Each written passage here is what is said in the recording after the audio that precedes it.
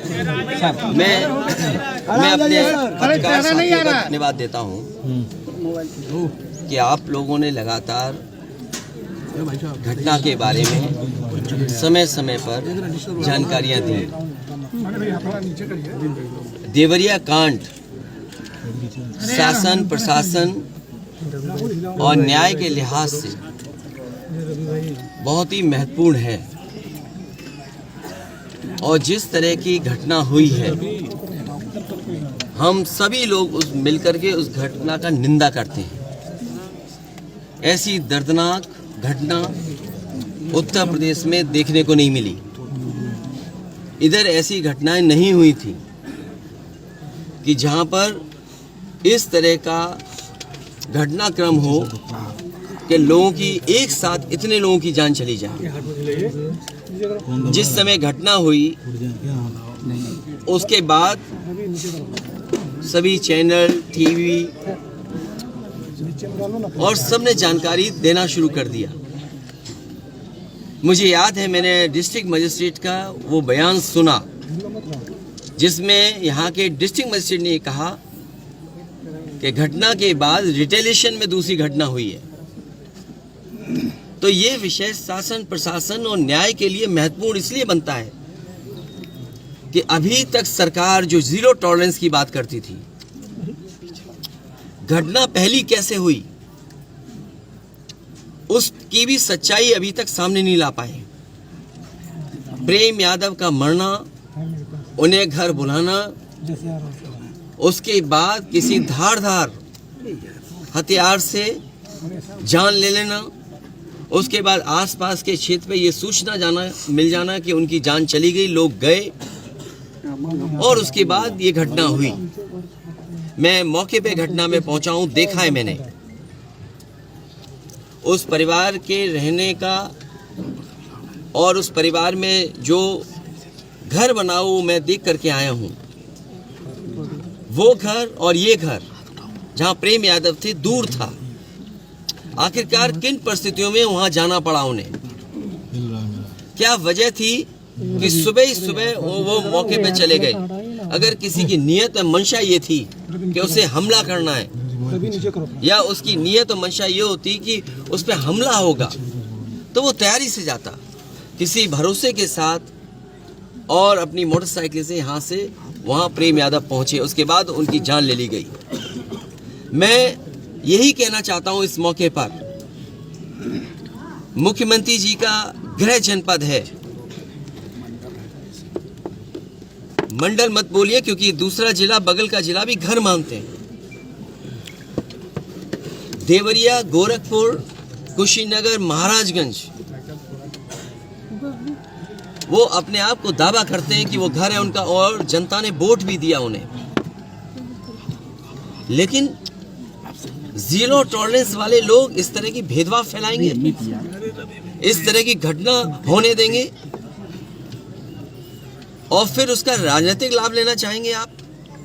ये जितनी भी तस्वीरें आई हैं जो बीजेपी के नेताओं की आई हैं, तस्वीरें मैंने देखी हैं और लोगों ने चर्चा की उन तस्वीरों को देख करके, बीजेपी के लोग घटना से राजनीतिक लाभ लेना चाहते हैं। मैं उन्हीं बीजेपी के नेताओं से पूछना चाहता हूं कि जिस समय विकास दुबे उसकी गाड़ी पलटा करके इनकाउंटर किया था तो क्या उसके परिवार के लोगों से आपने गले लगाया था, गले मिलने गए थे आप? और याद कीजिए वो जगह कानपुर देहात की जहां एक पिता के सामने उसकी पत्नी और उसकी बेटी की जान ले ली बुलडोजर ने आग लगा करके। क्या ये बीजेपी के लोग उनके परिवार के लोगों से गला मिलाए लगे थे जाकर के? और मुझे याद है जब उसका परिवार का बेटा डीएम आवास में धरना दे रहा था ठंड में, उसके पूरे कपड़े उतरवा करके पुलिस ने पीटा था, उसको मारा था। उत्तर प्रदेश के लोग वो घटना भी नहीं भूलेंगे कि जहां पे एक आईपीएस ने एक ब्राह्मण परिवार की जान ले ली थी। आईपीएस उत्तर प्रदेश नहीं रह पा रहा था, भगोड़ा बन गया था, अंततः उसको जेल जाना पड़ा। तो बीजेपी के लोगों से मेरी यही सलाह है, बहुत छोटे लोग हैं, किसी के दुख में चश्मा लगा करके तुम दुख प्रकट करना चाहते हो, इससे ज्यादा घटिया काम राजनीति में कोई नहीं कर सकता।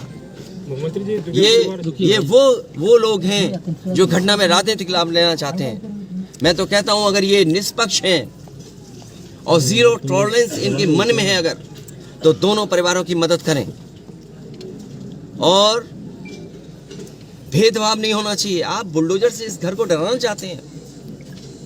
सवाल घर का गिरने का नहीं है, सवाल आपकी नीयत का है और आपने अपने फैसले में ये स्वीकार कर लिया है कि आपके अधिकारी गलत थे और गलत अधिकारियों अगर नहीं थे वो अधिकारी गलत, तो बताइए आपको 20 अधिकारियों को सस्पेंड करना पड़ा। जो अधिकारी यहाँ रह भी नहीं रहे, कभी नौकरी किए थे, आपने बड़े अधिकारी क्यों छोड़ दिए आपने? क्या उनकी जिम्मेदारी नहीं बनती? अगर आपको ये महसूस हो रहा था कि छोटे अधिकारियों के कारण ही ये जमीन इस तरह के विवाद बढ़ा है, तो आपने बड़े अधिकारियों को क्यों छोड़ दिया? आपकी जीरो टॉलरेंस की पॉलिसी कहां चली गई?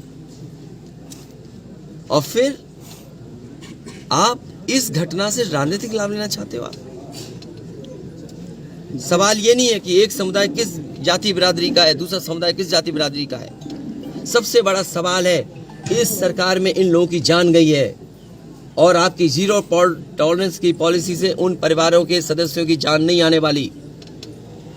और ये जो डर दिखा करके आप डरना चाहते हो, जब जनता खड़ी हो जाती है, जनता की ताकत के सामने सरकार की ताकत टिक नहीं सकती।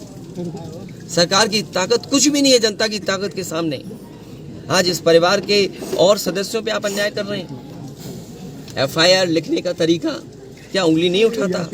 और मैं तो पत्रकार साथियों से कहूंगा कि आप में से कुछ लोग कानून की जानकारी रखते हैं, कानून को समझते हैं, क्योंकि इतना अनुभव आपको हो गया है घटनाओं को देखते हुए और अधिकारियों से बात करते हुए, आप समझते होंगे।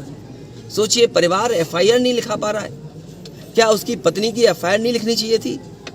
और सो मोटो लेकर के स्वयं सरकार को या निष्पक्ष होकर के क्या पहली घटना पे FIR नहीं दर्ज होनी थी? आपने जो प्रेम यादव की जान गई उस पर FIR किससे दर्ज कराई? सुनने में आ रहा है कि आपने जानबूझ करके डरा के धमका के और खाली पन्ने पे दस्तखत करा करके आपने FIR लिखी है। और FIR ऐसी लिखी है कि वो FIR टिक ही नहीं सकती। जो मरने वाले लोग हैं उनको आपने नाम दर्ज किया है उनका, और दूसरी तरफ से कोई यहाँ का है, कोई वहाँ का है, न जाने कहाँ कहाँ के से लोग हैं, उनके नाम डलवा दिए। क्या आपने नाम नहीं डाले उनके गलत?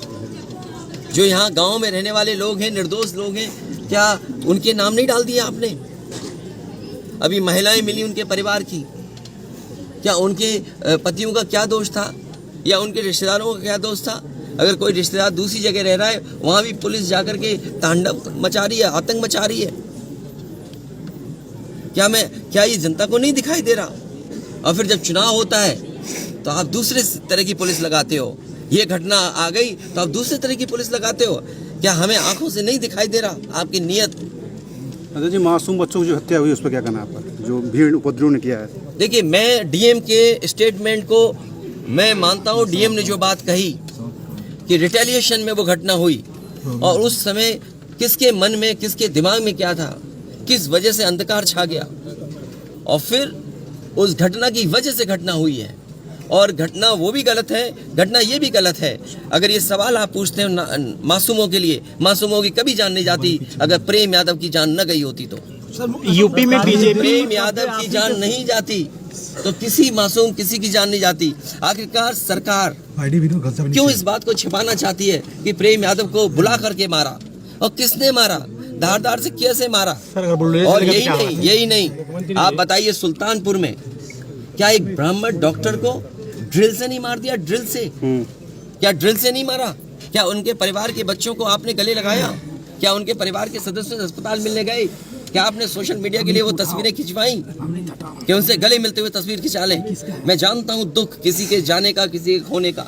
आज हम जरूर इस परिवार के साथ हैं या और लोग हैं, लेकिन जब वो अकेले बैठेंगे, कभी याद आएगी उनके परिवार के सदस्य की, तो उन पर क्या गुजरेगी? सोचिए आप। यूपी में क्या बुलडोजर चलेगा? ये जनता रोक देगी बुलडोजर को। यूपी में बीजेपी, सवाल ये नहीं है, सवाल ये नहीं है, सवाल ये नहीं है। सर एक मिनट, हाथ तन पीछे कीजिए। सवाल यूपी में बीजेपी की सरकार लॉ एंड ऑर्डर की बात चलाने करती की है। भाषा है, जो बुलडोजर चलाने की संस्कृति है, ये मत समझिए बुलडोजर में दिमाग नहीं होता है। अगर बुलडोजर न्याय देने लगा तो अगली सरकार भी यही करेगी। इसलिए मैं सोचता हूं कि अगर आप योगी हैं योगी की परिभाषा यही है, दूसरे का दुख अपना दुख समझें। आप अपना गिराते हैं तो मुआवजा लेते हैं। आपकी किसी की हिम्मत हो अगर ये बात की कि उन्होंने अपनी बिल्डिंग गिराई और कितने करोड़ मुआवजा उठाया, अगर आप इसे बुलडोजर चलाना चाहते हो तो उतना ही मुआवजा देना जितना मुआवजा आपने खुद लिया है सरकार से। यूपी में बीजेपी की सरकार लॉ एंड ऑर्डर की बात करती है। दुबे परिवार से मिलने गए, वहाँ एक भी सदस्य नहीं थे, इसको कोई क्या बात मानेंगे? नहीं, देखिए मेरी जिम्मेदारी ये है, कल तक देखिए मैं जानता हूँ और ये बात आप भी जानते हो, और जब मैं पहुंचा हूँ तो मैंने वो बाइट भी सुनी है, एक चैनल के माध्यम से कुछ खबर आई, हालांकि मैं सिग्नल या उसके नेटवर्क ना आने की वजह से मैं नहीं सुन पाया। जो बात मुझे समझ में आई कि वो परिवार नहीं मिलना चाहता, ये उसकी भावना है और उसको उसकी बेटे की भावना नहीं हो सकता हो। कुछ ऐसे नेता हैं जो उसको समझा रहे होंगे कि तुम मत मिलना, तुम उनको नीचा दिखा दो, अपमानित कर दो। सवाल ये नहीं, हम किसी के भी दुख में शामिल होने आए हैं। इसीलिए मैंने कहा, आपने जब बुलडोजर से किसी की माँ और बेटी को जला दिया गया और बुलडोजर चल गया, आप उस परिवार के उस बेटे से मिलने नहीं गए। उस बेटे को इस सरकार ने ठंड में नंगा किया था। अरे हम तो कहते हैं उस बेटे से तुम क्यों निकला मिलते हो जाकर के, क्यों नहीं मिलते जाके सरकार? कोई आर्थिक यूपी में बीजेपी की मैं सरकार, आर्थिक सरकार इस परिवार की भी, और अगर वो परिवार कहेगा तो मैं उस परिवार की भी मदद करूंगा। यूपी में बीजेपी की सरकार लॉ एंड ऑर्डर की बात करती है, उसके बाद इतनी बड़ी घटना घट आप मध्य प्रदेश में कांग्रेस के सामने सर आजा ये बताइए, गाड़ी उठा ले गए, ये परिवार चाहता था कि हमें चाय पिला दे, हम इसके घर आए।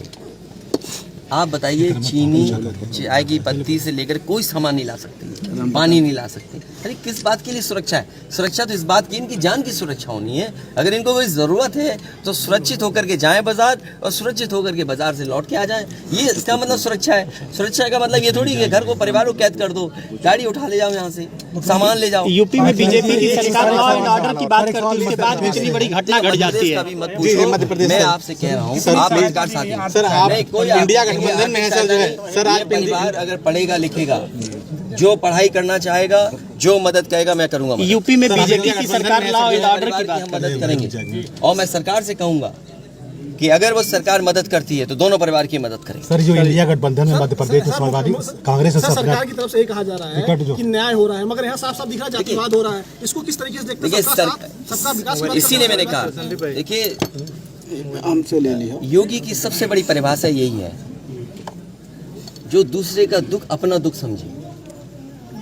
मुख्यमंत्री जी को किसी के साथ भेदभाव नहीं करना चाहिए, अगर वो मुख्यमंत्री उत्तर प्रदेश के हैं, और किसी भी घटना से राजनीतिक लाभ नहीं लेना चाहिए। अगर इस सरकार ने न्याय दिया होता, न्याय पहले दिन से देना शुरू किया होता, तो शायद हम लोगों पे भी दबाव नहीं बनता कि हम आते हो घर परिवार के लोगों से मिलते आकर। सर, कांग्रेस के लोग कह रहे हैं कि आप बीजेपी को फायदा पहुंचाना चाहते हैं मध्य प्रदेश देखिए में। सुनिए, ये बात भी कांग्रेस के मुंह से अच्छी नहीं लगती। सर, यूपी में बदला लेंगे उसका? नहीं, बदला वाली बात मत करो।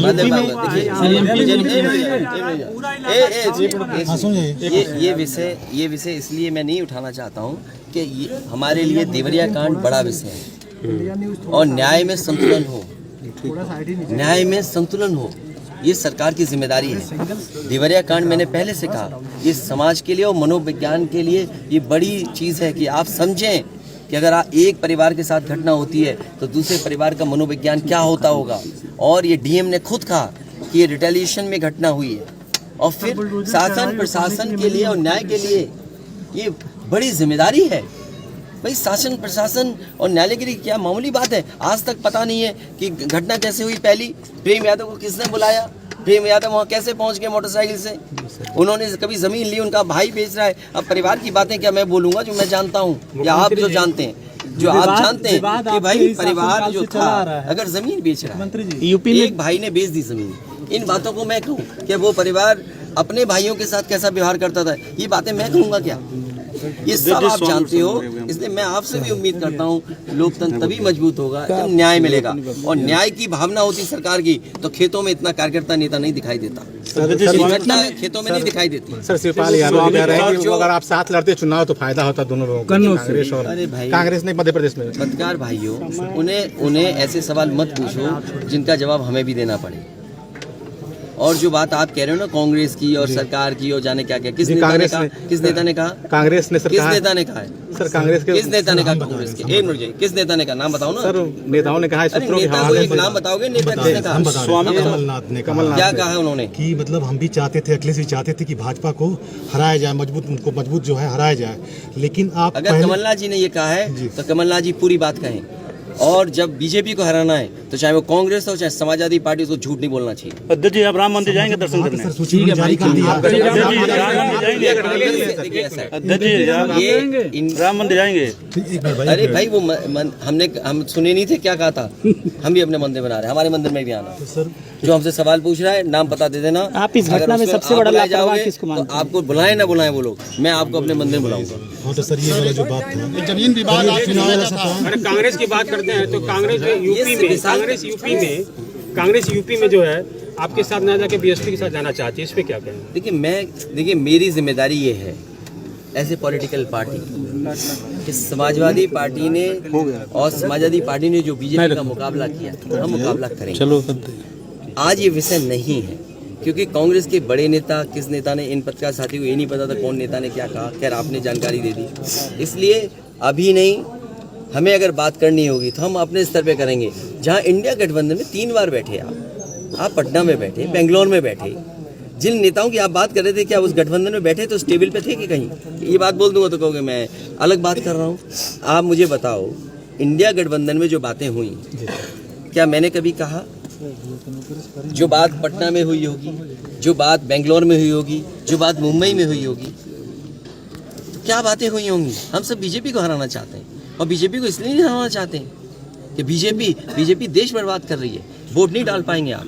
स्वामी प्रसाद मौर्य बयान क्या करें सर? लिए यूट्यूब लिए घूम रहे हैं, बीजेपी दोबारा आ गई तो फिर समझ लेना बीजेपी का यूट्यूब होगा, अध्यक्ष जी, स्वामी प्रसाद नेटवर्क मौर्य बीजेपी का होगा। अध्यक्ष जी, स्वामी प्रसाद मौर्य बयान क्या कहेंगे? इस परिवार की मदद कराइए। स्वामी प्रसाद मौर्य 2 समाज में बांट दिया गया। नहीं, कोई समाज में नहीं बटा, ये बीजेपी बांटना चाहती है।